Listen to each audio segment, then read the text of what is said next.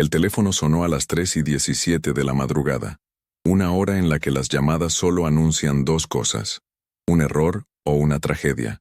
Yo, Elena, con mis 68 años a cuestas, he aprendido que el destino no conoce de horarios de oficina.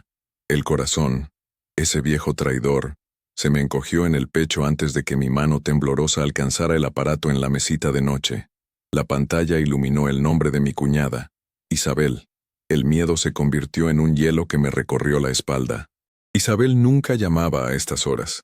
Ella era de horarios fijos, de vida ordenada, de miedos guardados bajo llave, a diferencia de mi hermano Mateo, su esposo, un hombre cuyo hogar era la carretera y cuya alma vibraba con el rugido de su tráiler. «Bueno», contesté con la voz rasposa por el sueño y la aprensión. Del otro lado, solo un sollozo ahogado, un sonido roto que conocía demasiado bien. Era el llanto de quien ha perdido el rumbo. «Isabel, ¿qué pasa, mija? Háblame». El silencio se estiró, pesado y denso como el asfalto caliente en verano. «Es Mateo», dijo al fin, su voz un hilo. «No contesta, Elena. Tenía que haber llegado a Culiacán hace horas. Su jefe me llamó. Encontraron el tráiler, abandonado a un lado de la carretera, cerca de Tepic». La palabra «abandonado» cayó en el silencio de mi habitación como una piedra en un pozo sin fondo. No accidentado, no descompuesto, abandonado, como si el alma de mi hermano se hubiera evaporado en el aire nocturno de Nayarit. Me senté en el borde de la cama, el frío del suelo subiendo por mis pies descalzos. Mi mente, usualmente un torbellino de planes y recuerdos, se quedó en blanco por un instante. Traté de procesar la información, de ordenarla en los cajones de la lógica que siempre me habían servido de brújula. Mateo, mi hermano menor, el pilar de su familia, el hombre que me enseñó a manejar y a nunca darme por vencida, no podía simplemente desaparecer. No él. Él era una fuerza de la naturaleza, terco como una mula y más resistente que el acero de su camión. «Tranquila, Isa», le dije, aunque mi propia calma era una farsa. «Ahorita mismo voy para allá. No te muevas. No hables con nadie más hasta que yo llegue. Empaca una maleta con sus cosas importantes, documentos, lo que encuentres». Colgué y me quedé mirando la oscuridad, pero en mi mente no había vacío, sino una imagen vívida, una memoria de apenas unas horas antes que ahora adquiría un significado siniestro y aterrador. Esa misma noche, yo no podía dormir. Algo me tenía inquieta. Me había preparado un té de tila y estaba sentada en el porche trasero de mi casa en Guadalajara, mirando el cielo. Era una de esas noches extrañamente claras, sin nubes, donde las estrellas parecían al alcance de la mano. Y entonces lo vi. No fue un avión, ni un helicóptero. Eran luces. Un trío de luces silenciosas, de un color ámbar pálido, que se movían en una formación perfecta, triangular. Cruzaron el firmamento de sur a norte, a una velocidad imposible, sin emitir un solo sonido. Duró apenas 10 segundos, pero la imagen se quedó grabada en mi retina. En ese momento, lo sentí como una curiosidad, una rareza del cielo nocturno. Ahora, con la noticia de Isabel resonando en mis oídos, esas luces se sentían como un presagio, un testigo silencioso de algo que mi razón no alcanzaba a comprender. ¿Qué había pasado en esa carretera de Tepic? ¿Y por qué el cielo, esa misma noche, había decidido mostrarme su más extraño secreto? Mi corazón de hermana me decía que ambos eventos estaban conectados, una idea tan loca como las luces mismas, pero tan insistente como el dolor que empezaba a florecer en mi pecho. El viaje a Tepic se sintió eterno. Mi hijo Javier, abogado, con sus trajes caros y su vida en la Ciudad de México, se había ofrecido a llevarme en su BMW último modelo, insistiendo en que no debía ir sola. Pero me negué. Esto era algo mío, algo de Mateo. Necesitaba el rugido del motor de mi vieja camioneta, la familiaridad del camino, el tiempo a solas para pensar. La mente es un músculo, solía decirme mi padre, y si no la ejercitas en los momentos de crisis, se atrofia. Y mi mente estaba trabajando a toda máquina, tratando de armar un rompecabezas al que le faltaban casi todas las piezas. ¿Un asalto? Era posible. Esas carreteras eran bravas, todos lo sabíamos. Los transportistas eran blanco fácil. pero usualmente se llevaban la mercancía, el camión, todo. Dejar el tráiler intacto, con su carga de electrónicos de alto valor, no tenía sentido. ¿Un secuestro? La idea me helaba la sangre, pero nadie había llamado para pedir rescate. ¿Y las luces? ¿Cómo encajaban las luces en todo esto? Llegué a la casa de Isabel y la encontré hecha un mar de lágrimas, rodeada de vecinas que le ofrecían atole y palabras vacías. Despedí a las mujeres con amabilidad pero con firmeza. Necesitaba espacio, silencio. Isabel, con los ojos hinchados y el rímel corrido, me abrazó como si yo fuera su única ancla en medio de la tormenta. No sé qué hacer, Elena. La policía dice que esperemos, que a lo mejor se fue de parranda. La rabia me subió por la garganta caliente y amarga. ¿Mateo de parranda? Mi hermano no había probado una gota de alcohol en 20 años, desde que nació su primer hijo. Era un hombre de rutinas, de responsabilidades.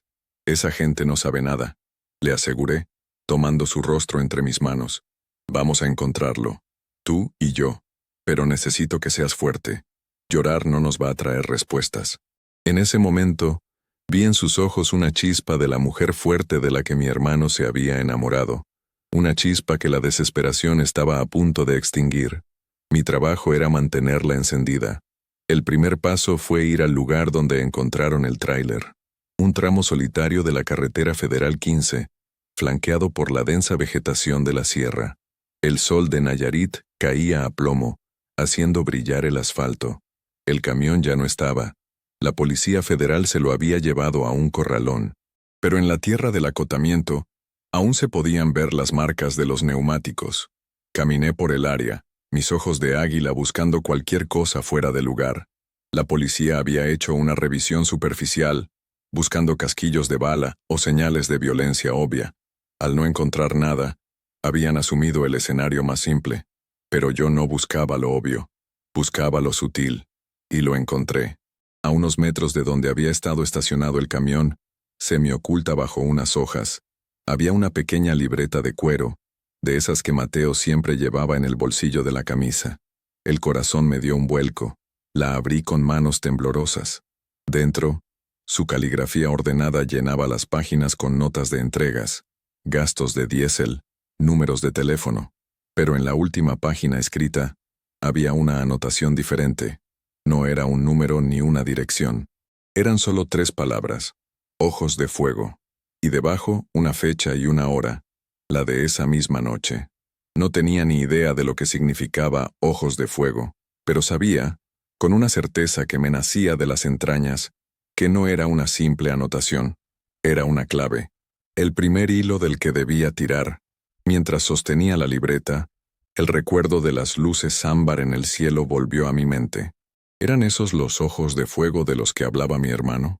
La idea era descabellada, propia de una película de ciencia ficción, pero en ese momento, con el sol quemándome la piel y el zumbido de los insectos llenando el aire, cualquier explicación parecía posible. La realidad se había torcido, se había roto en la madrugada, y yo estaba dispuesta a seguir sus nuevas y extrañas reglas para encontrar a Mateo. El plan comenzaba a formarse en mi cabeza.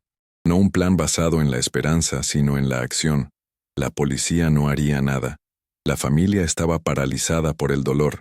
Era mi turno. Yo, Elena, la hermana mayor, la que siempre lo había protegido de los bravucones del barrio, lo encontraría. Miré hacia la carretera, el asfalto vibrando por el calor, y susurré al viento: no te preocupes, hermanito. Ya voy por ti. El primer paso era entender esas 3 palabras.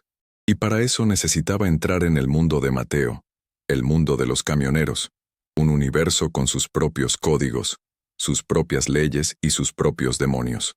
Mi primera parada fue el corralón donde tenían el tráiler, un lugar polvoriento y desolador en las afueras de Tepic, un cementerio de metal retorcido y sueños rotos.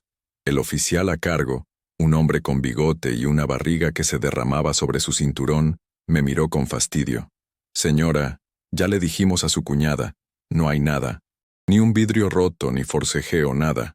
El camión está limpio. Su tono era condescendiente, como si yo fuera una viejita histérica. Esa actitud, lejos de intimidarme, encendió una llama fría en mi interior. He lidiado con hombres como él toda mi vida, hombres que confunden la edad con debilidad y el género con incapacidad. Con todo respeto, oficial, dije, mi voz tranquila pero firme como una roca. Mi hermano lleva más de 30 años en la carretera. No abandona su camión, su herramienta de trabajo, su vida. Porque sí, quiero ver el interior. Soy su familiar directo. El hombre suspiró, claramente fastidiado, pero algo en mi mirada le impidió negarse. Quizás vio la determinación de una mujer que no tenía absolutamente nada que perder. Me entregó las llaves y me señaló el imponente vehículo rojo al fondo del patio. 10 minutos, gruñó. Subir a la cabina del tráiler de Mateo fue como entrar en un santuario profanado. El olor era el de él, una mezcla de café, diésel y ese jabón barato que siempre usaba. Todo estaba en un orden casi militar, como a él le gustaba. Su termo de café a medio beber en el portavasos, un mapa de carreteras doblado en el asiento del copiloto, una foto de Isabel y sus hijos pegada en el tablero sonriendo. Pero yo no buscaba lo personal, buscaba lo profesional. Revisé la guantera, los compartimentos sobre el parabrisas, debajo del asiento. Nada. Era como si se hubiera esfumado. Pero entonces recordé cómo era Mateo. Era desconfiado por naturaleza, un rasgo que la carretera solo había agudizado. Siempre tenía escondites. Me deslicé hacia la litera que había detrás de los asientos, un espacio pequeño y claustrofóbico. Palpé el colchón, las paredes, y entonces lo sentí. Un pequeño bulto, una irregularidad en el forro del techo. Usé las uñas para rasgar la tela y de adentro saqué un sobre amarillo, grueso y sellado. Mi corazón latía con fuerza. Dentro no había dinero. Había una serie de papeles, copias de manifiestos de carga y un pequeño dispositivo USB. No entendía la mayoría de los documentos, pero uno me llamó la atención. Era una orden de carga para una empresa llamada Logística del Pacífico, propiedad de un tal Ricardo Vargas. La carga era la misma que transportaba ahora, electrónicos. Pero había algo raro. Las fechas y los pesos no cuadraban con los documentos oficiales que la policía tenía. Parecía que mi hermano estaba documentando un doble juego. De vuelta en casa de Isabel, con el sobre la mesa de la cocina, el ambiente era tenso. Le conté lo que había encontrado. Su rostro, ya pálido, perdió aún más color. Ricardo Vargas, susurró. Mateo lo mencionó un par de veces. Dijo que era un pez gordo, muy poderoso aquí en la costa. Le daba buena chamba, pero había algo que no le gustaba. Lo sentía, no sé, chueco. La palabra chueco era suficiente. En México esa palabra lo dice todo. Significa corrupción, peligro, problemas. Isa, necesito que recuerdes todo lo que te dijo sobre él.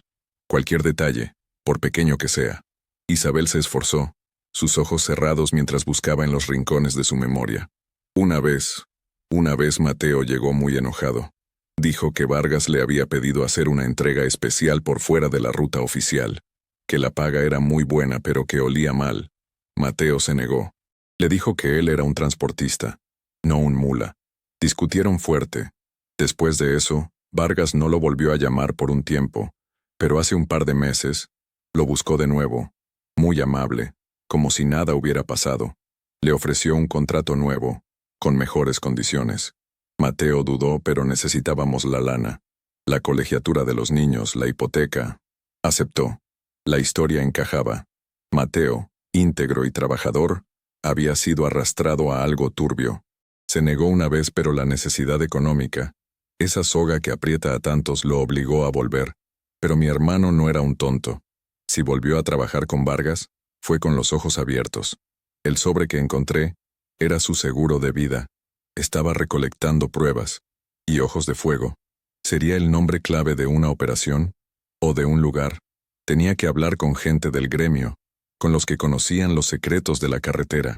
Recordé a un viejo amigo de Mateo, don Ramiro, un camionero retirado que ahora tenía una pequeña fonda en las afueras.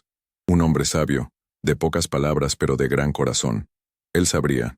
Antes de irme conecté el USB a mi laptop. Contenía un solo archivo protegido por una contraseña. Intenté con el nombre de Isabel, las fechas de nacimiento de sus hijos, el nombre de su perro. Nada. La frustración era como un nudo en el estómago.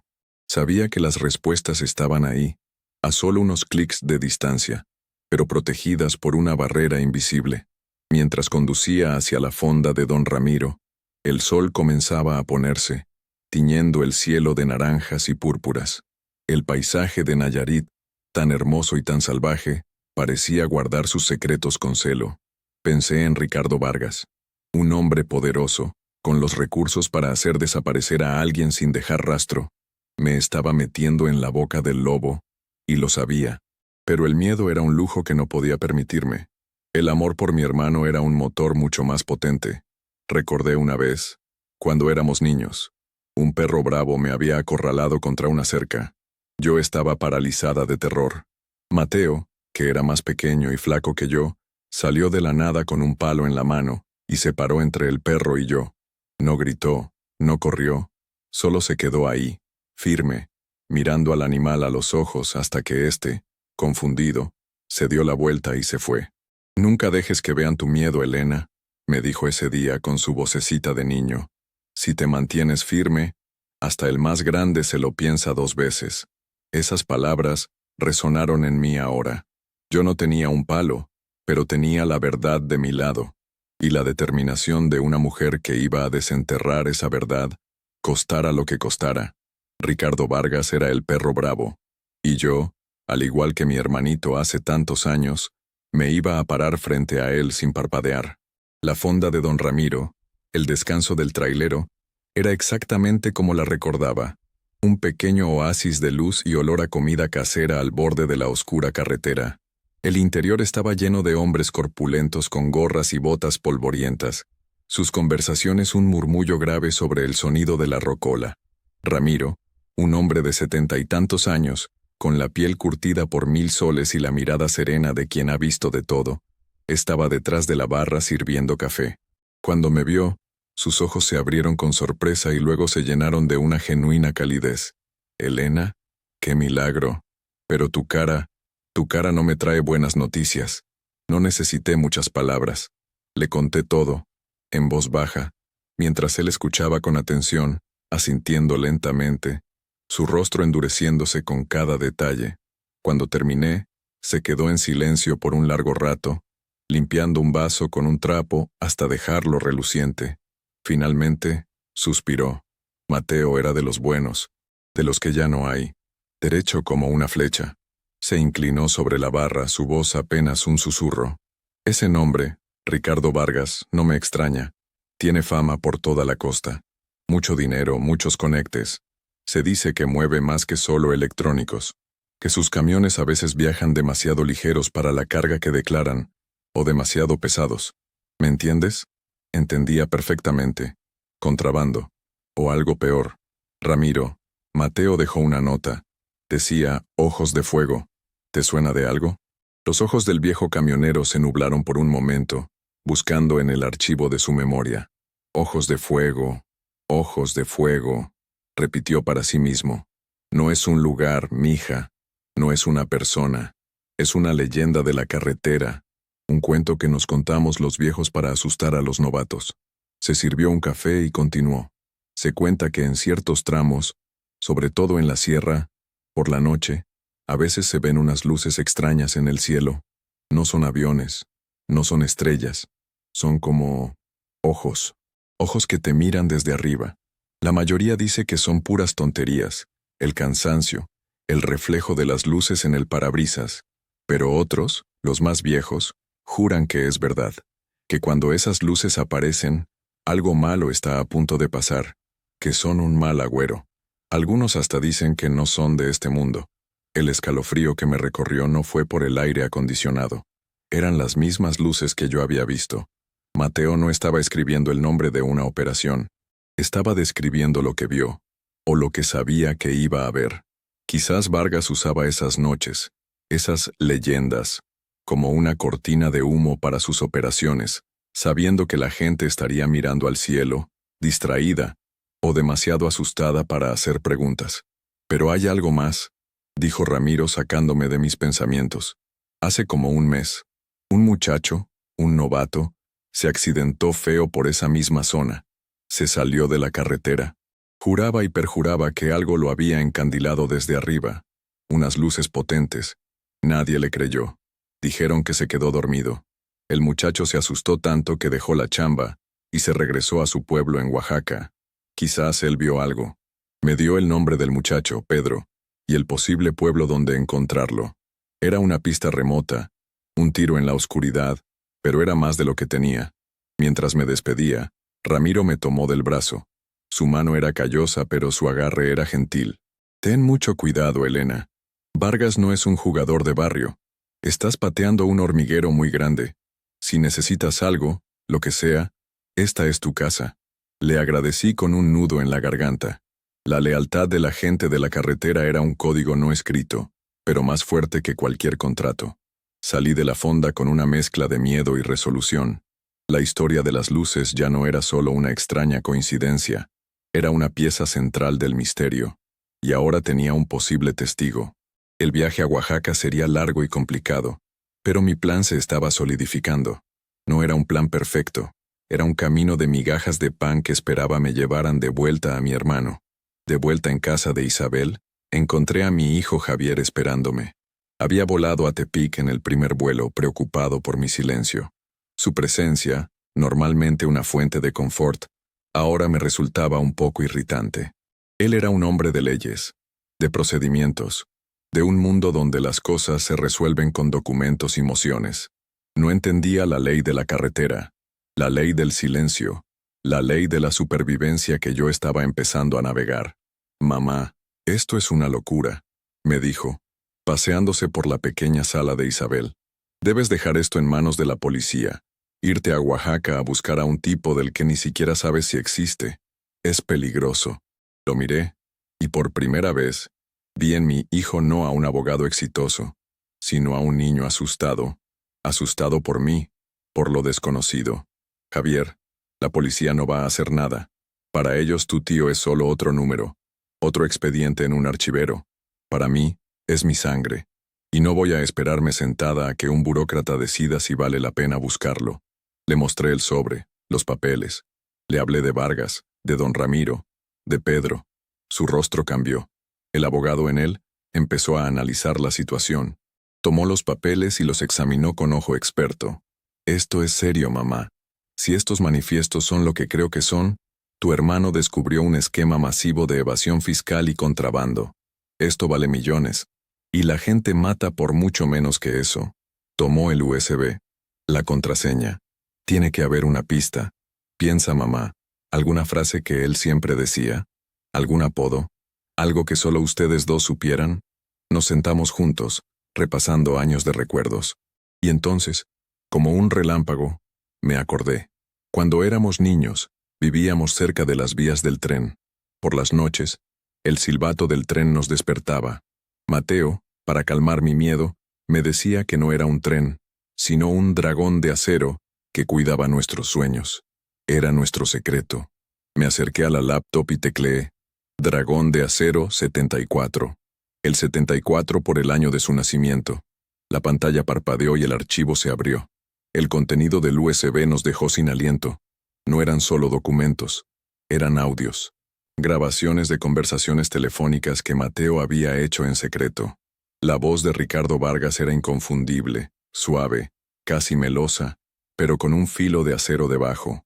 Hablaba de paquetes especiales, de limpiar la ruta, de pagos a amigos, en la aduana y en la Policía Federal. Hablaba de usar la distracción de arriba para mover la mercancía sin ser detectados. Ojos de fuego. No era una leyenda. Era el nombre clave para drones de alta potencia que usaban para vigilar la carretera y, si era necesario, para cegar a posibles testigos o rivales. El accidente del joven Pedro no había sido un accidente. Habían intentado sacarlo del camino. Y mi hermano lo había grabado todo. La última grabación era de la noche de su desaparición. Era Mateo, hablando con una voz tensa y baja, como si estuviera escondido. Tengo todo, compadre. Esta noche se te acaba el teatrito, Vargas. La entrega en la brecha de Santa María no va a llegar. Ya todos saben de los ojos de fuego. Y luego, un sonido de forcejeo, un grito ahogado y el silencio.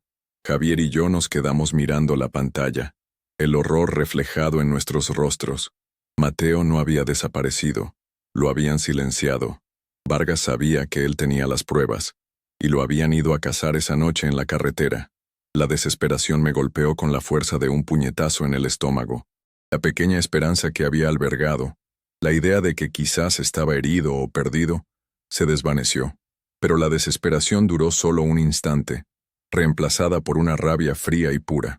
Ya no se trataba solo de encontrar a Mateo, ahora se trataba de hacer justicia. Javier, dije, mi voz sonando extraña, lejana, necesito que uses tus contactos. No podemos ir a la policía local, están comprados. Necesitamos llegar más arriba. Alguien en la Ciudad de México, en el gobierno federal, alguien a quien no puedan tocar. Javier asintió, sus ojos brillando con una determinación que no le había visto en años. El niño asustado había desaparecido, reemplazado por el abogado, por el hijo y el sobrino que ahora tenía una misión. Conozco a alguien, un fiscal en la CEIDO, la subprocuraduría especializada en delincuencia organizada. Es un hombre recto. Le debo un favor. Pero mamá, necesitamos más. Necesitamos una prueba irrefutable de que Vargas estuvo involucrado esa noche. Estas grabaciones son poderosas, pero su defensa dirá que es un montaje. Tenía razón. Necesitábamos algo que lo vinculara directamente a la desaparición de Mateo. Y solo había un lugar donde podríamos encontrarlo. En el corazón del imperio de Vargas. La idea era una locura suicida, pero era la única que teníamos. Mi plan, que había comenzado con una pequeña libreta en la carretera, ahora se había convertido en una operación de alto riesgo. Implicaba engaño, infiltración y un peligro mortal. Miré a mi hijo, el hombre en que se había convertido, y vi el mismo fuego en sus ojos que había visto en los de Mateo tantas veces. Entonces, vamos a conseguirla, dije. La decisión estaba tomada. Ya no había vuelta atrás. Nos habíamos convertido en los cazadores. El viaje a Oaxaca tuvo que ser pospuesto. La prioridad ahora era conseguir esa prueba definitiva contra Vargas. Javier se movió rápido. Usando sus habilidades de investigación legal, trazó un perfil completo del hombre. Ricardo Vargas no era solo un empresario transportista.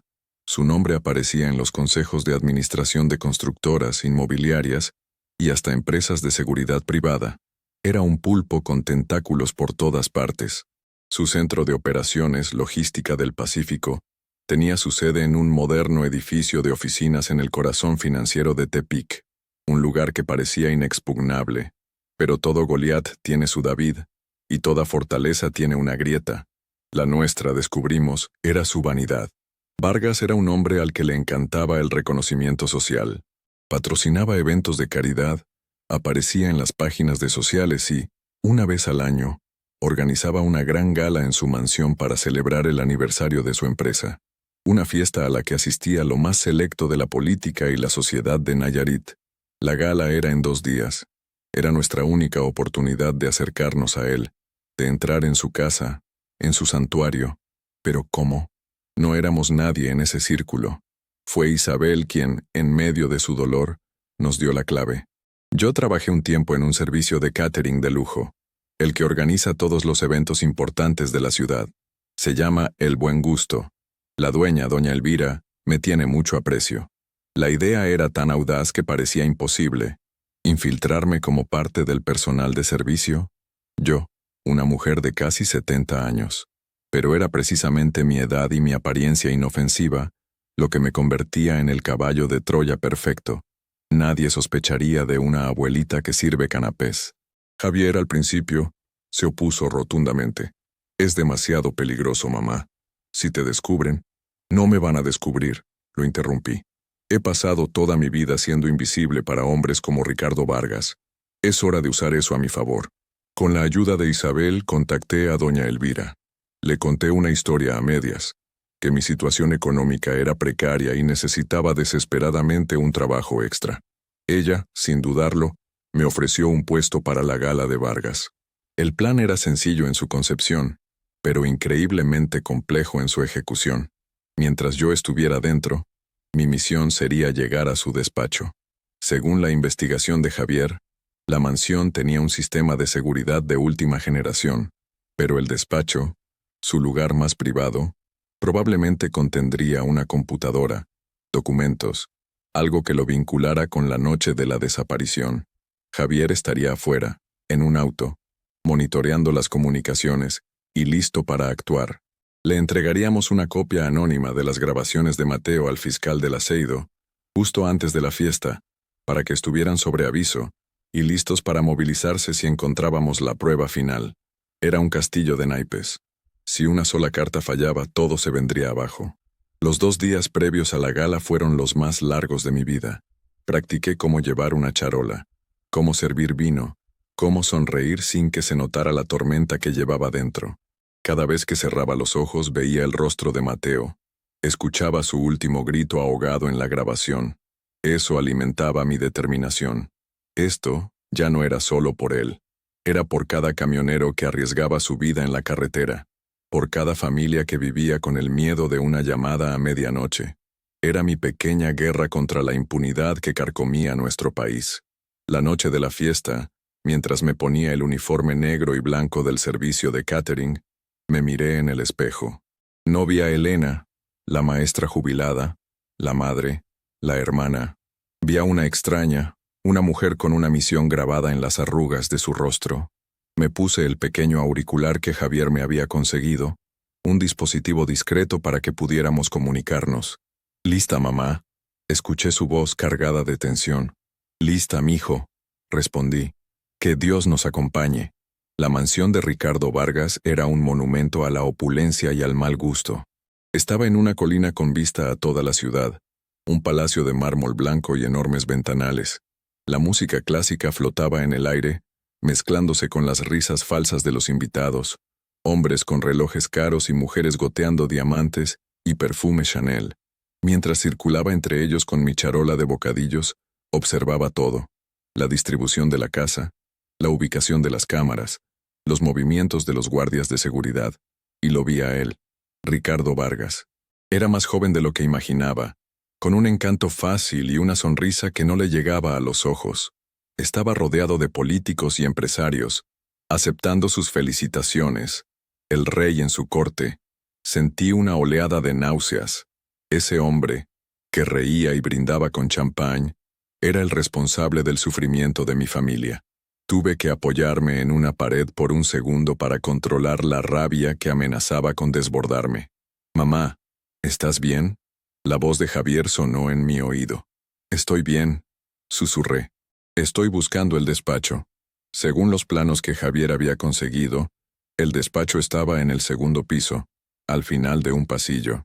El reto era llegar allí sin ser vista. La oportunidad se presentó cuando uno de los invitados derramó una copa de vino tinto sobre el vestido de una senadora. El caos momentáneo fue la distracción perfecta. Dejé mi charola en una mesa, y moviéndome con la agilidad que solo la adrenalina puede dar, me deslicé hacia la gran escalera de caracol. Subí los escalones sintiendo el corazón en la garganta. El 2.º piso estaba silencioso, en penumbra. Seguí el pasillo, mis zapatos de suela de goma sin hacer ruido sobre la alfombra persa. La puerta del despacho estaba al final, cerrada por supuesto. Saqué el pequeño juego de ganzúas que Javier me había dado. Mis manos temblaban, pero la imagen de Mateo me dio fuerza. Después de unos segundos que parecieron una eternidad, escuché un clic. La puerta se abrió. El despacho era oscuro y olía a cuero y a poder. Un enorme escritorio de caoba dominaba la habitación. Sobre él, una laptop de última generación. «Estoy dentro», le susurré a Javier. «La computadora está aquí. Voy a intentar acceder».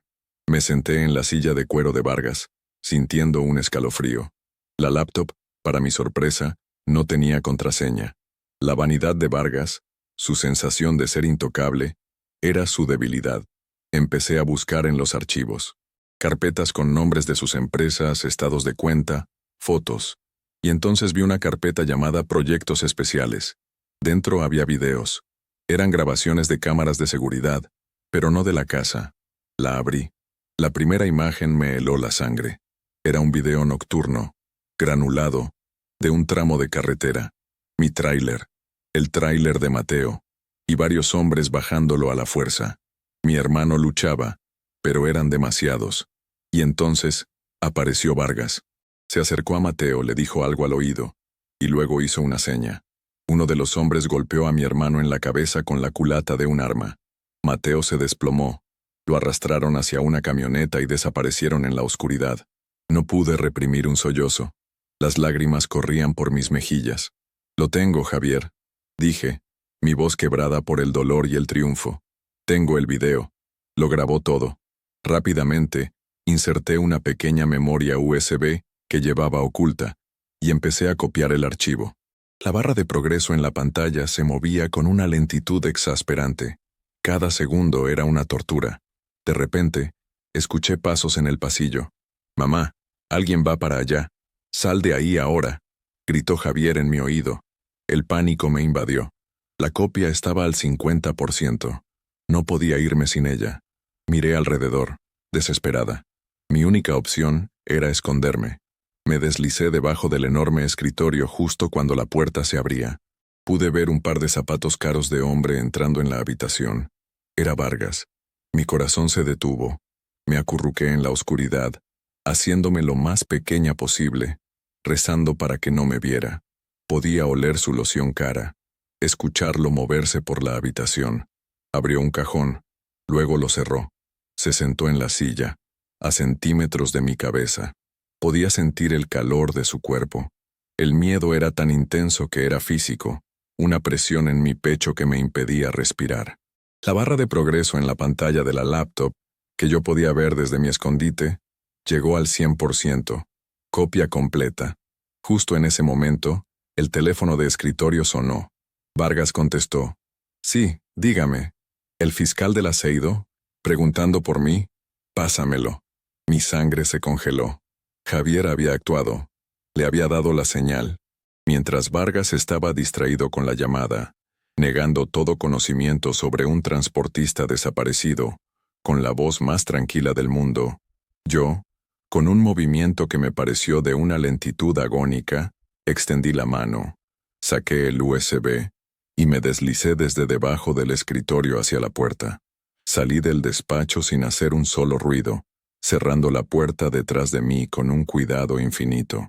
Bajé las escaleras con las piernas temblando, me mezclé de nuevo con el personal de servicio, tomé una charola vacía y caminé, sin correr, hacia la salida de servicio. Una vez afuera, en el aire fresco de la noche, corrí como nunca en mi vida. El auto de Javier estaba esperándome en la esquina. Me subí sin aliento y le entregué el USB. «Lo tengo», jadeé. «Lo tenemos». Él no dijo nada, solo arrancó el coche, sus nudillos blancos por la fuerza con que sujetaba el volante.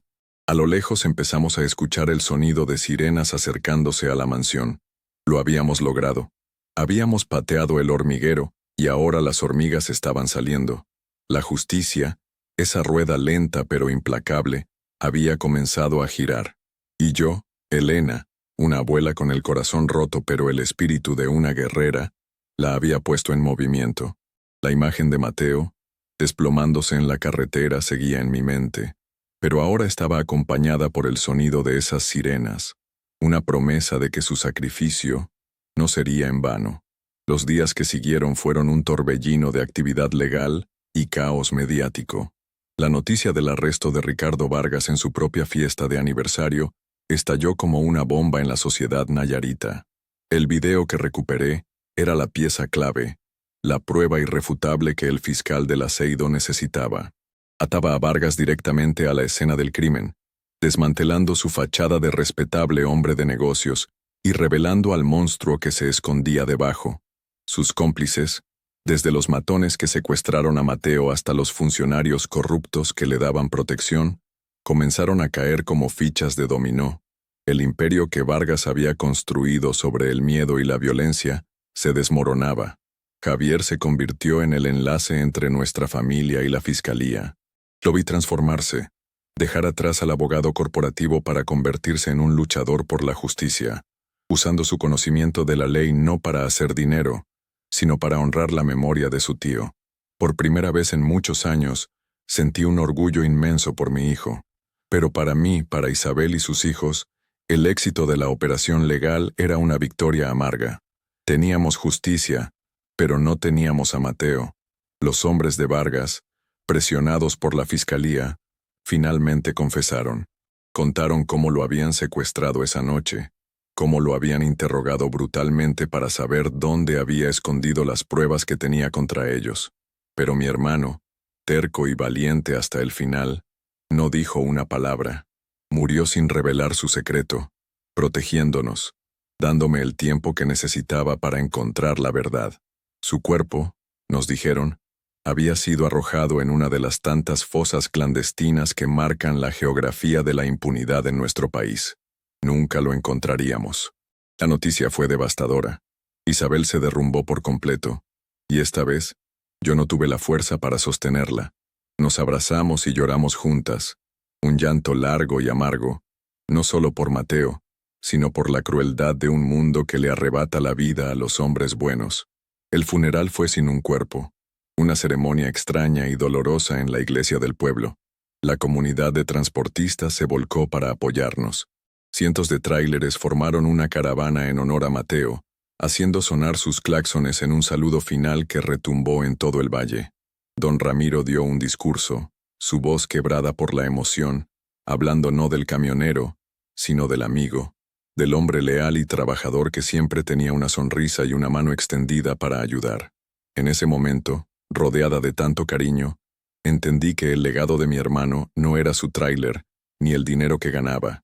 Su legado era el respeto y el amor que había sembrado en cada kilómetro de su vida.